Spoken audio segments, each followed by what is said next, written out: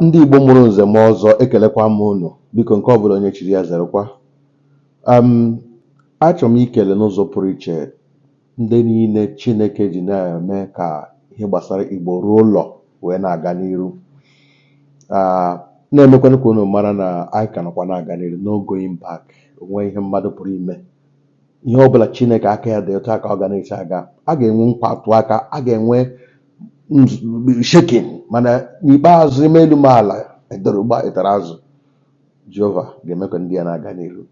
Achọrọ m ime ka unu mara na dịka anyị nọkwa na-atụ atụmatụ otu ndị Igbo gosi nwere onwe ha,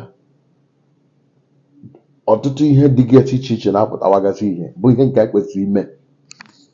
Ịma ebumnobi anyị ji na-eme ihe gbasara Igbo Ruo Ulo bụ uniting the Igbos and developing the land. Ọgbakọ ahụ iwu Biafra, iwu Masọpụ, iwu IPOB, iwu Autopilot, iwu Ninas, any group ọbụla ị nọ, ọ gaghị akwụsị gị ị na-eme gị ahụ ị na-eme, ma soro anyị ka anyị chịkọta aka ọnụ na-arụzigo na our home, our Jerusalem. Ndị Israel nọ n'obodo ihe ụwa sọtọrọ, mana ha echefughị ụlọ ha, ha edozi ụlọ ha ma mma, so that ọ bụrụ na ọsọ chụwa ha n'ama, ha nwere ụlọ ebe ha na-agbaru. Onye pụrụ mba na-enweghị ụlọ, ihe ome mere ya. Mgbe anyị na-ekwu okwu Igbo Ruo Ulo, Igbo Ruo Ulo abụghị akụ ruo ụlọ. They are two different things. Akụ ruo ụlọ bụ na mmadụ kpatara akụ, ị gara mba nweta akụ gị, gị gaa n'ụlọ hụ na ndị mmadụ hụ na ịkpatara akụ, dowe ụlọ mara mma, tinye ọtụtụ ihe dị iche iche na ụlọ, akụ gị erugbu ụlọ, ọrụkwa n'ụlọ ekwu onye kpatara ya, onye nwe ụlọ a akpọ gị aha ejisi akụ ruo ụlọ ekwu onye kpatara ya. Mana Igbo Ruo Ulo dị iche. Ihe dị iche bụ onye Igbo ọbụla, an average Igbo man is full of development, self-development, expansion, progress.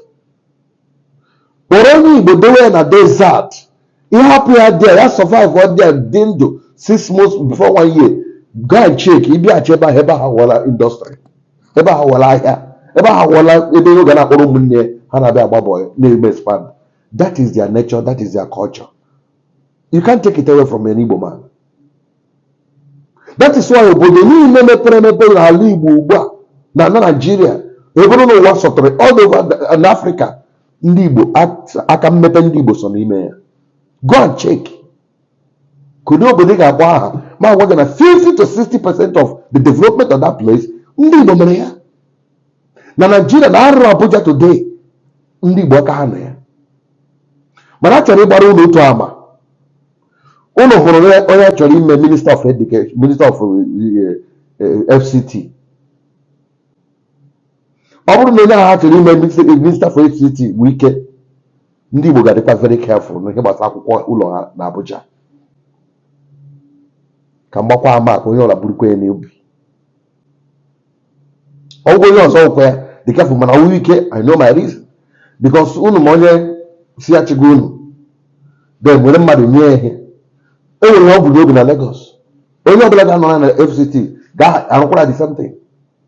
Because unu akarịala everywhere, unu bi everywhere, unu ga-biri everywhere. Ọ ihe ndị a ka anyị ma anyị na-anụ, anyị ji na-akpọ oku. Asịghị unu emere biznes unu, asịghị unu kwara ibu unu lọtawa. That development ahụ eji wee mara onye Igbo ka anyị buru ya bulata ya ụlọ. Ihe ha nyere gị ego ji wee rụọ ụlọ, akụ gị ji rute ụlọ, gaa kụziere ya ụmụaka Igbo, ka ụmụaka Igbo hapụ ị na-agbasasị ụwa niile dị iche iche na-achọghị afọ ga-eri. Come and bring that particular development in Igbo land. Nye anyị factory ahụ, nye anyị ụlọ pharmaceutical building ahụ. That's why m ji na-ekele n'ụzọ pụrụ iche mmadụ dị ka Obi Kubana. Ọ ga-aga Abia steeti ka ọ ga tinye ihe. Ị hụ na ọ bụrụ na ọ akụrụ ụlọ, akụ ga-eru gị n'ụlọ nna gị. Ọ bụrụ na a na-ekwekwa akụrụ ụlọ, akụrụ ụlọ has to do with your own family land, but Igbo Ruo Ulo wụ Igbo. Ala Igbo ọbụla ị gara aga rụọ ihe, Igbo ga-erutela ụlọ. That is what we are saying. Kubana eburule business gawa Abia steeti, ọ wụ Igbo Ruo Ulo. Ịnọsị na eburule business gawa Abia steeti, ọ wụ Igbo Ruo Ulo. Ọ gaghị abụrụ ịga tinye n'ala nna ya. Otu m na ya na-eti mepe my own company, I can open it na Anambra. Ọ wụ Igbo Ruo Ulo. Ọ wụghụ ruo ala nna gị, no. Nke ahụ wee bụrụ ya. Ana m achọ ime ka unu mara na anya spread go our tentacle ozi anyị ugbu a na ngalaba anyị erugo na Anioma. Ndị Anioma bụ ụmụnne anyị. Anyị ga-etinyezi ha n'ihe ekwe na-akụ. I enwetara many people there. Let me pick a WhatsApp group for them. So if you are from Anioma or live in a Delta state, you want to be part of Igbo Ruo Ulo, join the WhatsApp group. We are working. Seriously. And I know I gave our inauguration this year, but towards the end of the year. We are working towards that. In that inauguration, I propose I gave me football tournament. The first people got about first, second, and third, and fourth. At least we could allow with 3 million naira. Second now with 2.5. Only third with 2 million.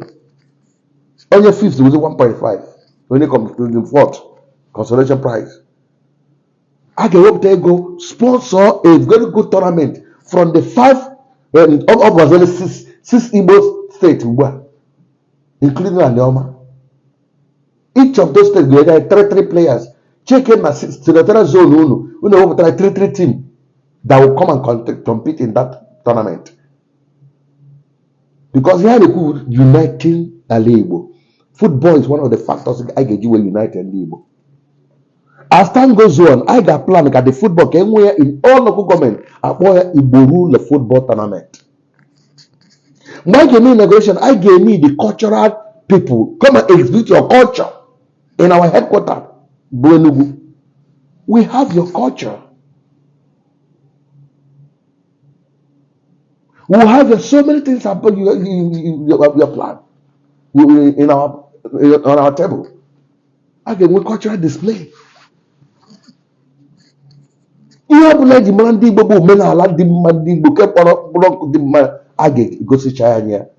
N'ikpeazụ anyị wereze public lecture nke some ndị gbara ngalaba na n'ụwa niile mmadụ dịka Chimamanda Philip Emeagwali ha and ọtụtụ ndị dị chọrọ renowned scholars ha ji Igbo bịa anyị lecture na that inaugural day. Ihe ndị a bụ ihe class ndị anyị nwere.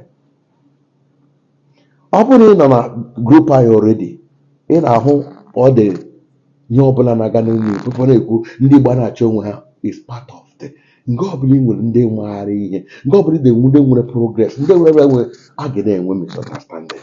The only problem I know when you misunderstand and refuse to understand, that is where you have problem. Misunderstanding ga-adị. And biko ndị na-akpọ m onye ka ha onye bịara kọtụrụ ọfụrụ onye bidogo nke ha. Onye ọbụla nwere ọhụhụ ụzọ ma ọ bụ ọ na-anụ ọkụ n'obi ka ịhụ na anyị na-eme anya na-emete, you are free to start. Naanị ihe m na-arịọ gị jisie ike hụ na ị werekwara mmepe ahụ buru gawa ala Igbo. Onye ọcha ka a gbara bọọlụ ya emisie ya nwunye ya agbata ya, that's right. Ihe anyị nwa misie ya gị nwa agbata ya, ihe anyị chọrọ wụ wetara anyị development n'ala Igbo. So if you don't borrow from our own, you already go already. You want to make sure you bring the division home. Anybody can achieve it. All of them put that Igbo me person so now that sabotage right. On them I attack you. Kudos, you have won my heart. Congratulations. I will join you. So because I mean that you know like they do, we are moving on. When anything maybe in Jehovah on your eye. I make a little approach mother can do more. My brother. Oh no, you are making me proud.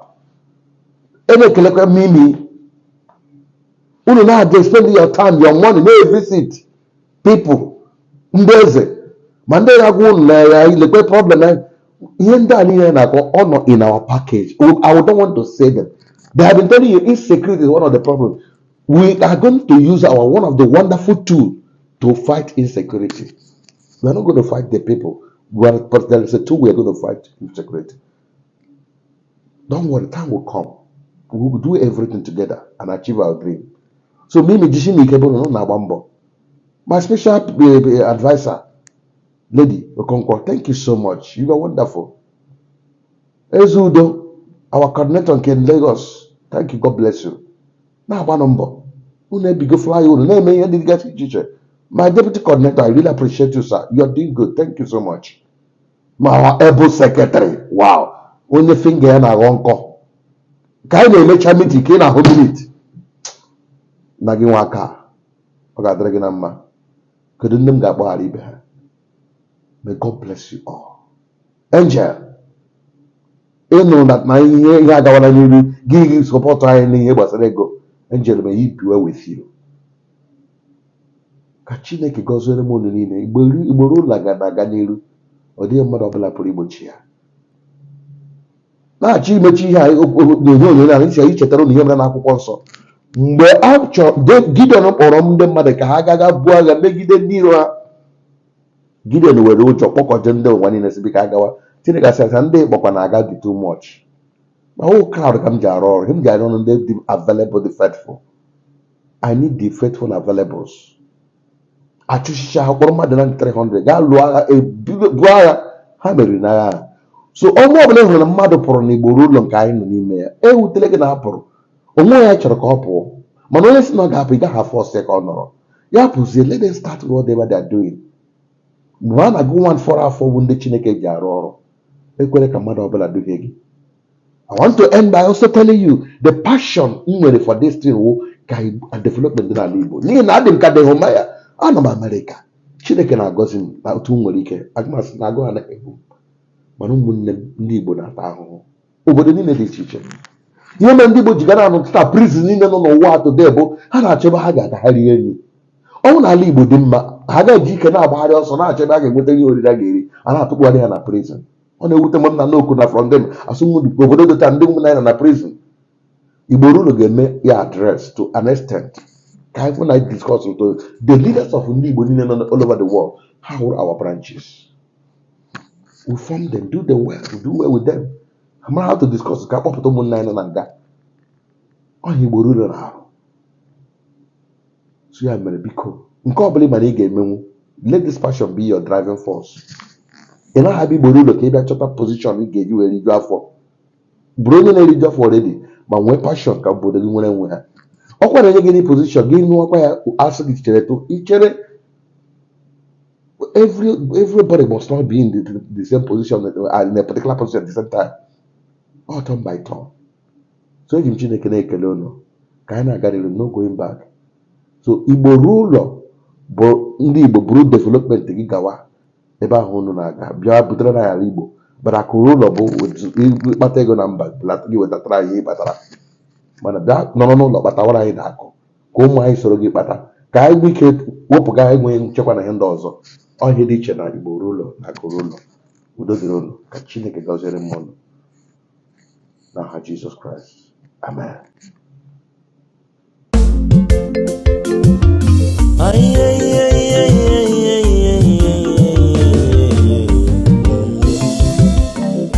If you no get information, you are already deformed. Why not go to your YouTube? Jovika TV. Hey, you want come for Facebook? Jovika TV. Instagram and Twitter. Jovika TV. Abi, you want come for TikTok? Jovika TV. Abi, na WhatsApp you want them?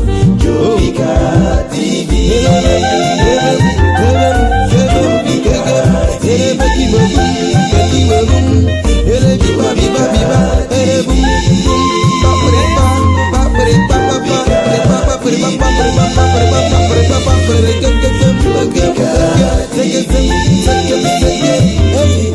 Jovika TV, poised to reach you with the truth.